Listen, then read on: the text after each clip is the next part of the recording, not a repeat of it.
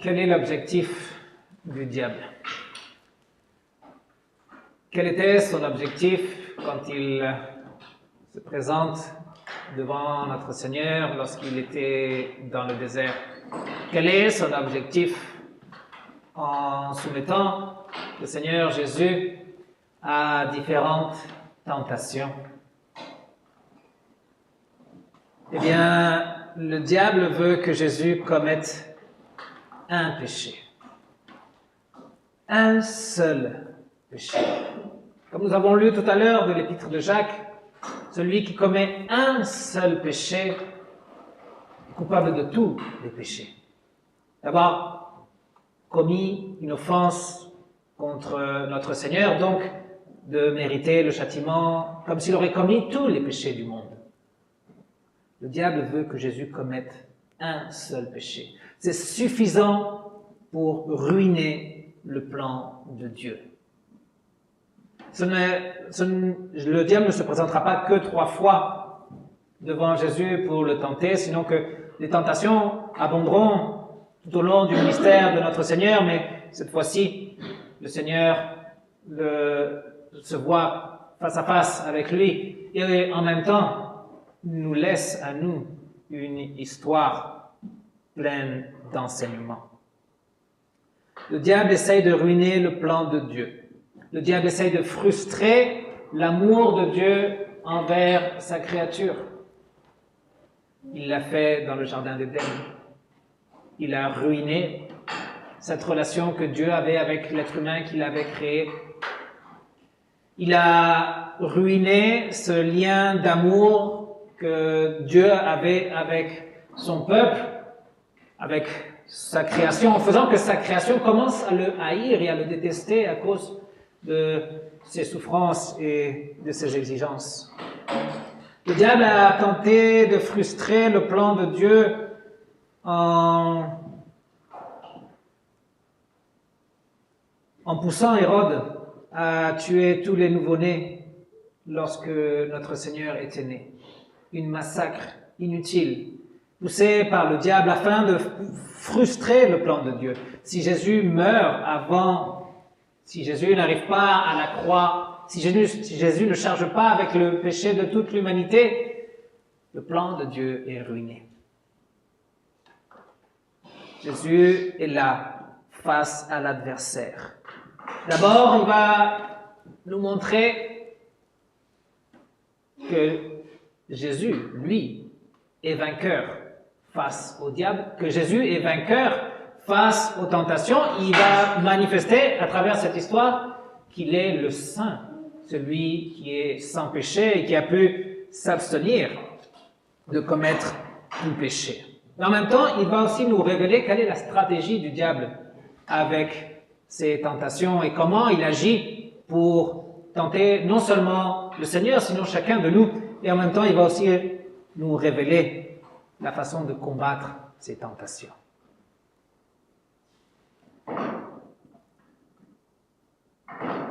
Le diable se présente pour la première tentation du récit lorsque Jésus a eu faim.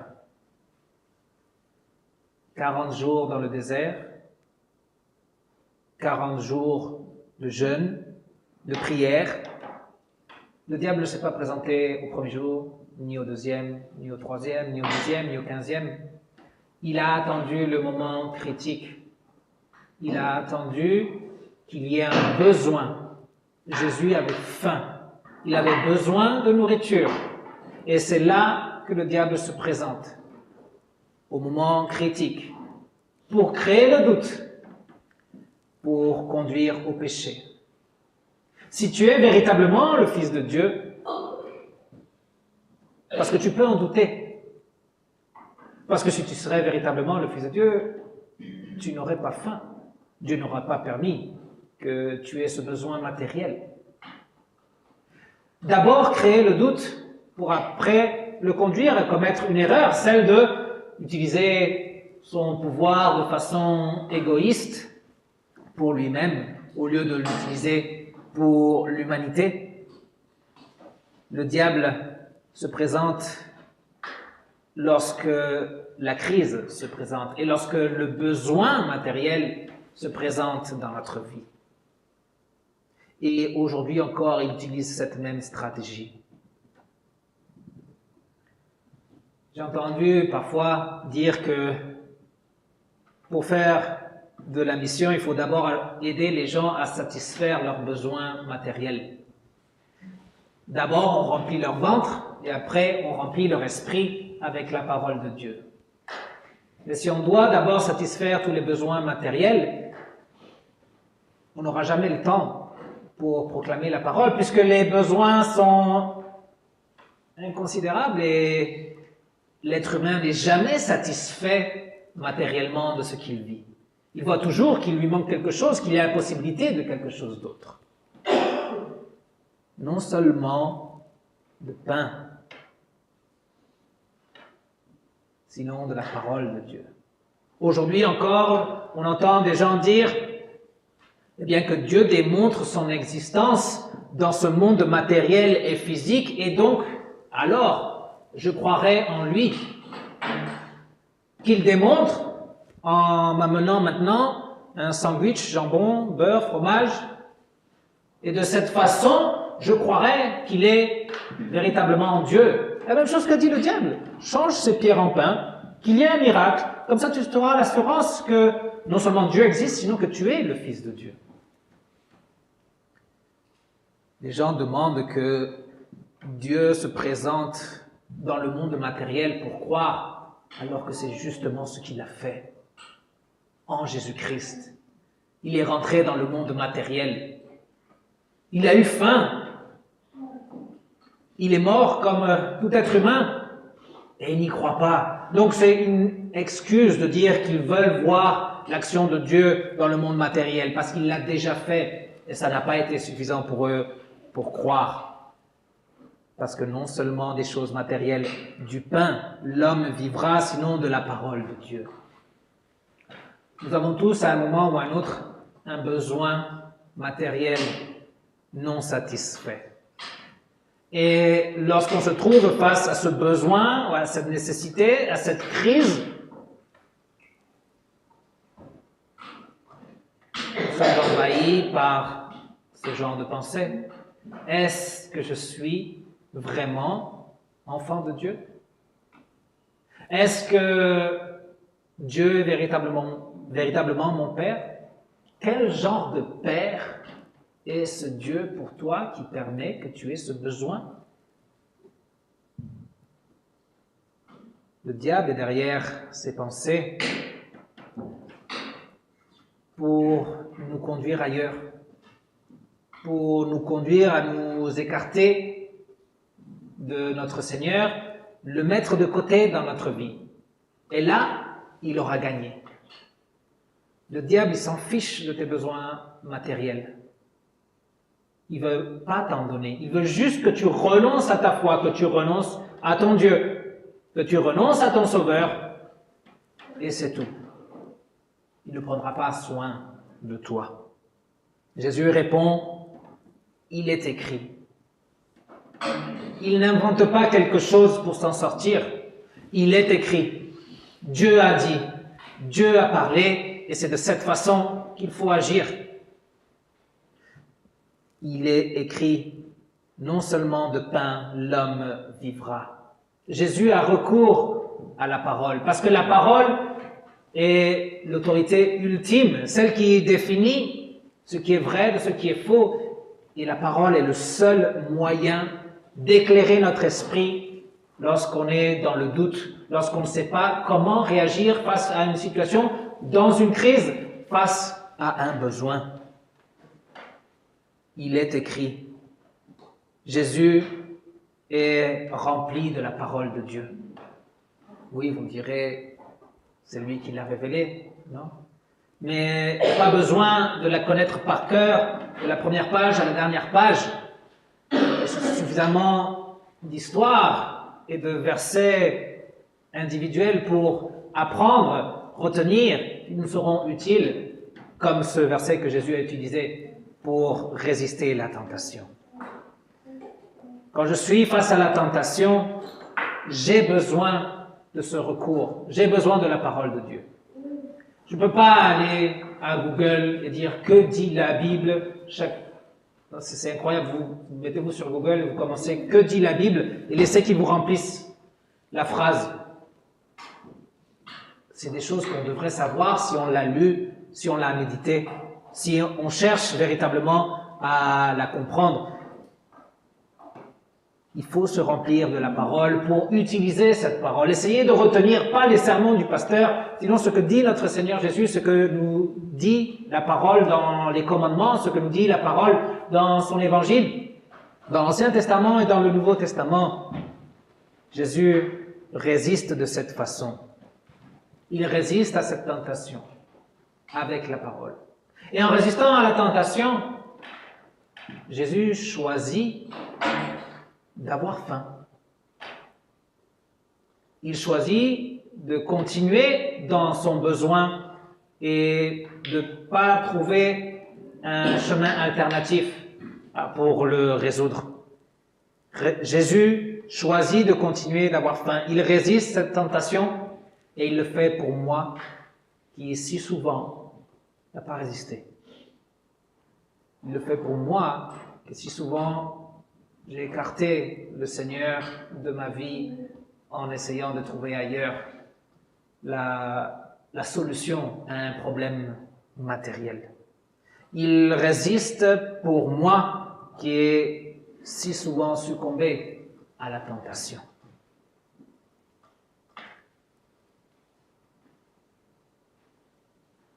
Puisqu'il n'a pas pu avec cette première tentation, le diable en présente une deuxième. Et lui dit, regarde, les royaumes, toute cette terre, toute cette puissance, je peux te la donner, elle peut être à toi. Seulement tu dois t'agenouiller devant moi, m'adorer, et je te donnerai tout ça. La gloire, le besoin de réalisation, le besoin d'être quelqu'un. Nous avons tous des objectifs de réalisation personnelle. Nous avons tous des objectifs ou des ambitions, des rêves, non? Des aspirations pour notre vie, que ce soit professionnelle, familiale. On veut arriver quelque part. On veut continuer ce chemin de croissance. Ce n'est pas mauvais. Mais le diable sait que c'est très difficile. Et non seulement il sait que c'est difficile, sinon qu'il sait que nous, on n'aime pas les difficultés. Donc, il propose un raccourci. Jésus est venu en ce monde et il a tout laissé, toute la gloire, toute sa majesté, toute sa puissance, non, sa souveraineté, il l'a laissé là-bas, dans la gloire. Il doit accomplir sa mission, puis après il récupère tout ça. Le diable propose un raccourci. De ne pas aller jusqu'à la croix, de ne pas mourir et ressusciter, de ne pas remonter au ciel pour devoir après revenir sur la terre pour établir son royaume éternel. Non, raccourci, fais-le maintenant. Je te donne la terre. Parce qu'il sait que nous aimons les raccourcis, parce qu'il sait que nous aimons les choses faciles. Mais le problème, c'est que en empruntant ce raccourci, il faut faire les choses à sa façon. Et non seulement faire les choses à sa façon, sinon renoncer à notre maître qui nous a dit comment faire pour accepter ce nouveau maître et son chemin. Et donc nous écarter de notre seul sauveur, nous écarter de notre salut. Aujourd'hui, il y a beaucoup de raccourcis. Vous pouvez devenir millionnaire en 3 jours si vous faites ce que je vous dis. Non, il y a des pubs comme ça un peu partout. Non? Vous pouvez avoir 1 million de followers si vous faites ceci. Vous serez une personne de grande renommée si vous faites ceci ou cela. Notoriété, succès. Il y a aussi des escroqueries. Non, parce qu'on veut être riche et on veut être riche vite. Non, et si tu fais ça, tu auras autant, non, ces escroqueries, les pyramidales qu'on appelle, non, mais d'abord, il faut que tu me donnes de l'argent. et après moi je t'en donnerai plus. C'est logique. Mais il y a aussi d'autres tentations dans notre vie qui ne sont pas si évidentes. Non, il y a des incitations à nous conduire d'une façon pas très nette afin de grimper dans la société, notre travail, non, pour être considéré meilleur qu'un compagnon ou qu'un autre professionnel qui fait le même métier que moi. Non? Et parfois on est tenté de peut-être salir l'image de quelqu'un, non, histoire de remonter la nôtre un petit peu. Des raccourcis. Des raccourcis qui révèlent que nous sommes égoïstes et que nous voulons notre gloire. Si nous empruntons ces raccourcis, le diable aura gagné. Il nous aura écartés de notre Seigneur. Il aura fait en sorte que nous soyons notre propre Dieu, notre propre Seigneur, et que nous perdions notre salut. Jésus, comme je disais, a laissé la gloire pour après la récupérer. La condition était d'adorer le diable et de le servir, de le suivre. Et nouvellement, Jésus a répondu en disant, il est écrit. La parole dit. Le Seigneur a parlé et c'est de cette façon qu'il faut agir. Tu adoreras le Seigneur ton Dieu et tu ne serviras que lui. Ça dépend après les traductions que vous faites du verset.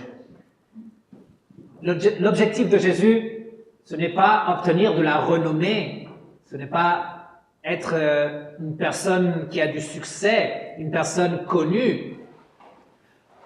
L'objectif de Jésus, c'est de glorifier le Père, de faire ce que le Père lui a demandé, afin que l'honneur et la gloire correspondent à celui qui l'a envoyé. Rempli de la parole de Dieu, Jésus sait quel est le sens de sa vie, quel est le but de sa vie, et il ne va pas se confondre. Le sens de sa vie, c'est glorifier son Dieu, c'est servir son Dieu. Comme aujourd'hui, nous devons aussi chercher cet objectif. Rempli de la parole de Dieu, de la connaissance de la parole de Dieu, de ces histoires qui me servent d'exemple, de ces commandements qui me conduisent, rempli de cette parole, je cherche à accomplir ces objectifs qui sont les miens. Je cherche à obtenir ce poste, je cherche à suivre mes ambitions, mes rêves, non, mes aspirations. Je cherche à faire ça, mais avec l'ajout de glorifier mon Seigneur.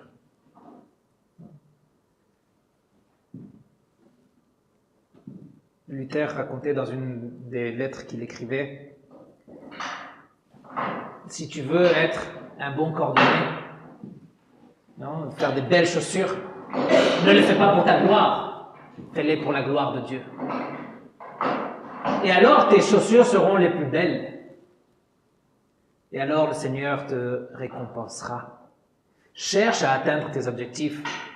Cherche à grandir, à évoluer, à être meilleur chaque jour, bien sûr, mais fais-le pour glorifier celui qui t'a donné la capacité, le don, le talent, l'opportunité, les circonstances. Fais-le pour celui qui t'a sauvé. Fais-le pour celui qui t'aime. Et alors, tu seras conduit par sa volonté. Et alors, quoi qu'il arrive, tu seras au bon endroit. Tu seras là où ton Dieu te veut et ton Dieu sera avec toi. Troisième tentation n'a pas à voir avec le besoin matériel, ni non plus avec les besoins de réalisation, sinon, je pense plus avec les besoins de stabilité.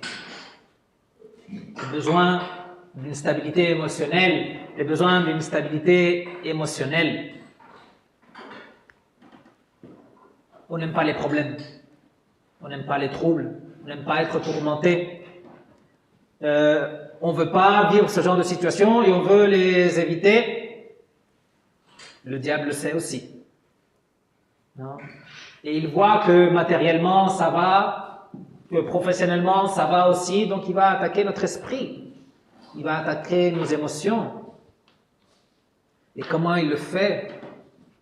En déformant la parole de Dieu.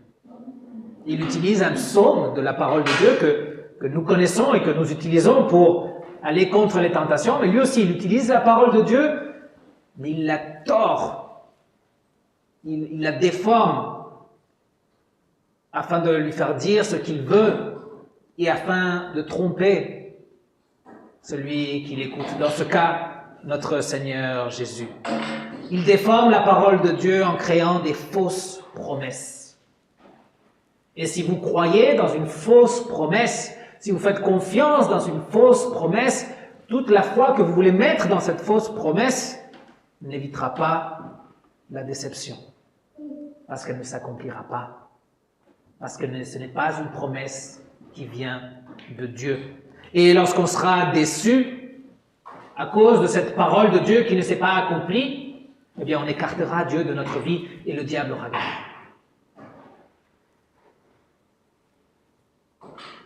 En créant des fausses promesses, en détournant la parole de Dieu, en la déformant, en la tordant, le diable crée un faux dilemme. Et on l'a entendu souvent. Si Dieu n'accomplit pas ses promesses, c'est qu'il ne t'aime pas ou c'est qu'il n'existe pas. Si tu as un cancer, c'est parce que Dieu ne t'aime pas. Sinon, il éviterait que tu aies le cancer. Mais c'est écrit où? Où est la promesse que je ne tomberai jamais malade? Où est la promesse que je ne mourrai jamais? Où est la promesse que je ne souffrirai jamais? Fausse promesse. Donc, déception. Ne croyez pas aux fausses promesses. Ne croyez pas aux faux contrats qu'on nous propose, la caricature de Dieu qu'on nous présente. Si vous croyez dans cette caricature de Dieu, eh bien, vous allez être déçus forcément. Mais si on est rempli de la parole de Dieu, on connaît le véritable Dieu. On connaît ce Dieu qui parle et qui se révèle. Aujourd'hui, on pense que Dieu doit s'adapter à nous, que Dieu doit s'aligner avec notre façon de penser, qu'il doit se conformer à notre volonté et pas à l'envers. Connaître la parole, c'est connaître Dieu et c'est aussi connaître le bon contrat. Que fait Jésus face aux fausses promesses? Bien, il répond avec l'Écriture. Il est écrit. Dieu s'est révélé, Dieu a parlé et il nous a montré comment nous devons agir. Tu ne tenteras pas le Seigneur, ton Dieu. Tu ne joueras pas avec Dieu. On ne peut pas manipuler Dieu parce qu'en manipulant sa parole, en lui disant, regarde Seigneur, moi si j'enlève cette virgule et je mets un point et là j'ouvre un guillemet ou une parenthèse, tu es obligé de me donner ce que je suis en train de te demander. On ne peut pas tromper notre Seigneur. Et c'est jouer avec le feu de l'enfer. Le diable, il le sait, c'est justement ce qu'il veut. Qu'on joue avec ce feu et qu'on se brûle. Le diable lui a dit, jette-toi du temple, parce que la parole dit que ces anges vont te conduire, te mener, te prendre, et tu ne trébucheras avec aucune pierre, aucun mal ne t'arrivera. Et il dit ça à la personne qui est venue au monde pour aller à la croix. Il est venu pour souffrir l'agonie jusqu'à la mort.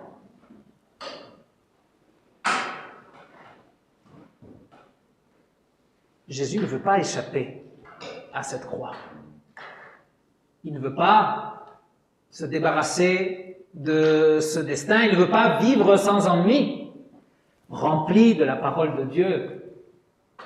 Il se rappelle qu'il faut se soumettre à la volonté de Dieu, qu'il faut se soumettre au plan de Dieu, qu'il te plaise ou qu'ils ne te plaisent pas. Donc Jésus refuse ces fausses promesses et il est décidé à accomplir les vraies promesses de Dieu, les promesses de salut. Vainqueur des tentations, il démontre non seulement qu'il est supérieur au diable, sinon qu'il démontre qu'il est sans péché, aucune faute, pas une seule. Donc, il ne mérite pas la mort, il ne mérite pas le châtiment, il ne mérite pas la condamnation. Donc, il peut être l'agneau victime pure, parfaite et sainte qui peut ôter le péché du monde. Vainqueur des tentations, il devient mon sauveur. Donc, apprenons les stratégies du diable et apprenons à combattre. Remplissons-nous de la parole de Dieu sur tout ce qu'on peut et vivons sous la croix. Dans nos besoins matériels, les choses de la vie et du quotidien, la parole et la croix. La parole pour nous éclairer, pour nous montrer le chemin correct. La croix pour nous fortifier, pour nous soulager, pour nous réconforter. Si on a des besoins ou des difficultés dans la poursuite de nos rêves et de nos ambitions, la parole et la croix pour nous éclairer, pour nous montrer le chemin, mais pour nous réconforter, pour nous soulager, pour nous fortifier. Et si on a des besoins de stabilité émotionnelle ou spirituelle, si on est face à des grands tourments, des troubles dans notre vie, la parole et la croix sont ce dont on a besoin. La croix du Christ qui vient soulager tous les tourments. Daniel n'a pas été livré de la fosse au lion. J'ai entendu ça cette semaine. Mais Dieu a fermé la bouche du lion. Ses 3 amis n'ont pas été livrés de la fournaise. Ils ont été jetés dedans, mais ils n'ont pas brûlé. Jésus n'a pas été livré des tentations. Il est allé à la croix. Et nous, même si nous prions, ne nous laisse pas entrer en tentation, nous devons savoir que nous allons être jetés dans la fosse au lion, que nous allons être jetés dans la fournaise, que nous devons faire face à la croix, que les tentations sont inévitables. Mais nous avons la promesse de victoire. Nous avons la promesse d'être victorieux face à toutes ces tentations. Quiconque invoque le nom du Seigneur sera sauvé. Invoque le Seigneur de la parole. Invoque le Seigneur de la croix dans tes tentations.